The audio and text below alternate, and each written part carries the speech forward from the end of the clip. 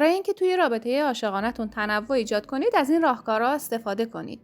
اکتشاف فعالیت‌های جدید.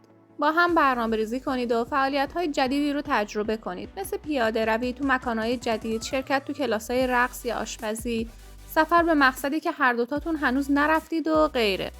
تغییر محیط. برای تغییر فضای روزمره میتونید به یه رستوران جدید برید، یه کافه یا یه پارک محلی رو کشف کنید یا حتی یه شب توی هتل یا یه مهمونی بمونید. طعم‌های جدید. سعی کنید رستوران‌های مختلف، غذاهای مختلف رو تجربه کنید. به یه کلاس آشپزی برید و غذاهایی رو درست کنید که هیچ کدومتون قبلا تجربه نکردید. سرگرمی‌های مشترک. وقتی توی خونه هستید میتونید با هم بازی کنید، فیلم ببینید، کتابی رو با هم بخونید یا حتی هنری مشترک مثل نقاشی، مدل سازی یا حتی قایقرانی رو شروع کنید. تجربه ماجراجویی. فعالیت‌های ماجراجویانه مانند کوهنوردی، صعود کوه، ورزش‌های آبی، پاراگلایدینگ یا قایقرانی رو در نظر بگیرید. تماشای اجراهای هنری. به تئاتر، کنسرت، نمایشگاه هنری یا فستیوال‌های مختلف برید و لذت ببرید.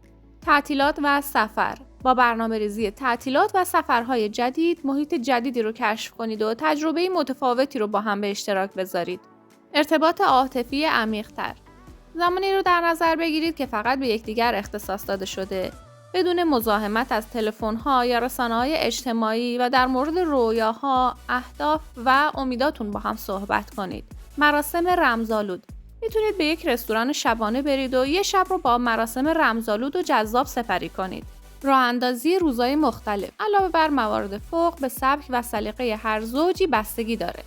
بهتره با شریک خودتون صحبت کنید و ایده ها و تمایلات خودتون رو به اشتراک بذارید تا بتونید بهتر راهکارهایی رو برای ایجاد تنوع و هیجان توی رابطه خودتون پیدا کنید.